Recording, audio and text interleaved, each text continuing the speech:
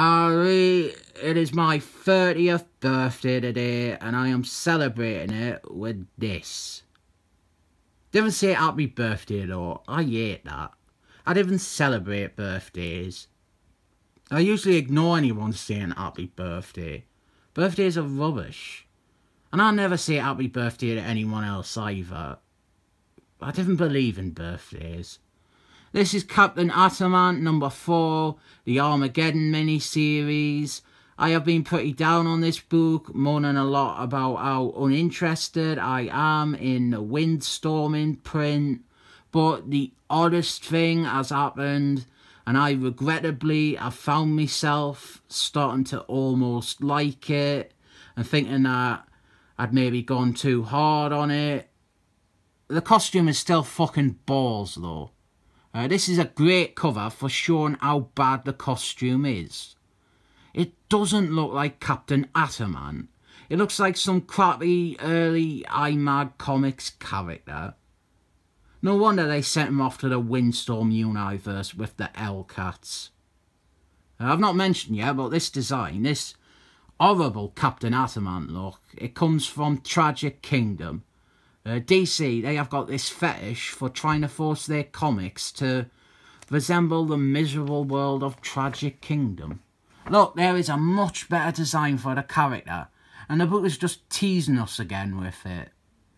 This issue is a long fight between Captain Ataman and the WildC.A.T.s.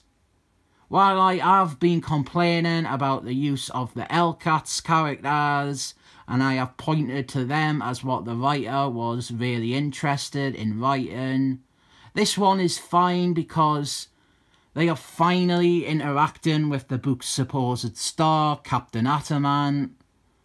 With that said, there's also still a subplot going on away from this with Griffin, so it's still got the problem that the book is very content to be a Wildstorm WildC.A.T.s series and not be a Captain Ataman book. And when you get to it, they are not really doing all that much with Captain Ataman. He's stuck in another world, and other than him wanting to go home, we're not really getting much character stuff. We're not getting to see Captain Ataman really do anything away from all the Wildstorm characters. He's always fighting them or talking with them. But what I like about these fights, all of them, is that Captain Ataman, he comes out as the winner. Same as with Maestro in the first issue. And I think that is a credit to the writing. There is a lot of problems with this series and it being sold as a lie.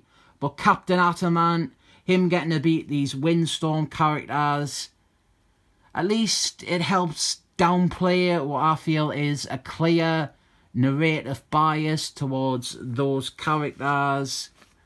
I didn't have a tremendous amount to say about each of these fights because I just didn't know the WildC.A.T.s characters, and I didn't even want to attempt to guess their names. They're all interchangeable to us. They are all called Vindaloo as far as I'm concerned.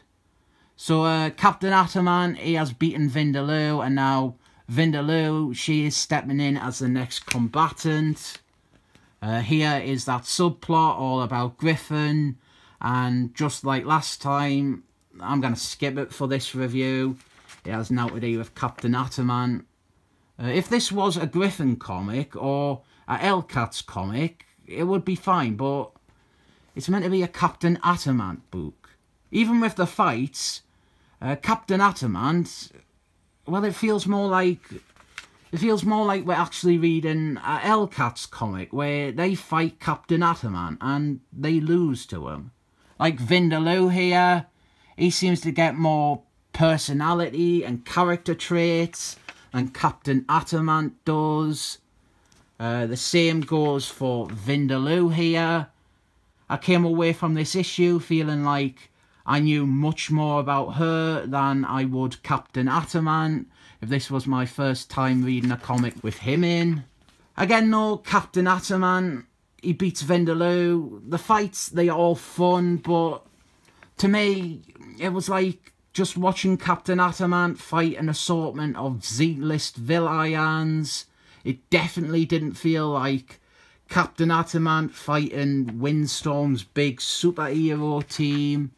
We got some more Griffin bollocks, so let's skip it. And the book, it doesn't even deliver on the promise of Griffin fighting Captain Adamant.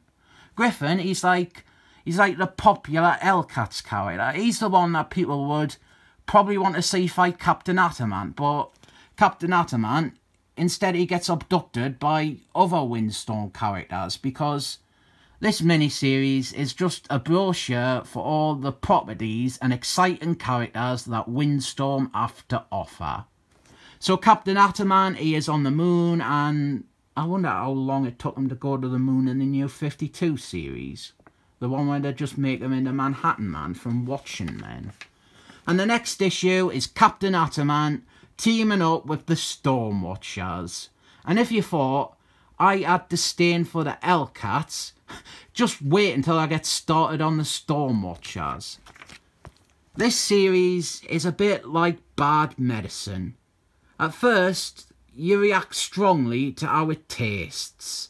And then the second time, it still tastes horrible. And the third time, you're starting to get used to it now. And by the fourth issue, you're not really dwelling on it anymore.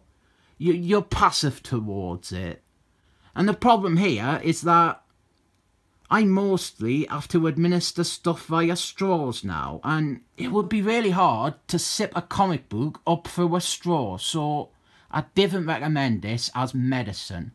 It has got some fights in it. I rate it 7 thumbs up.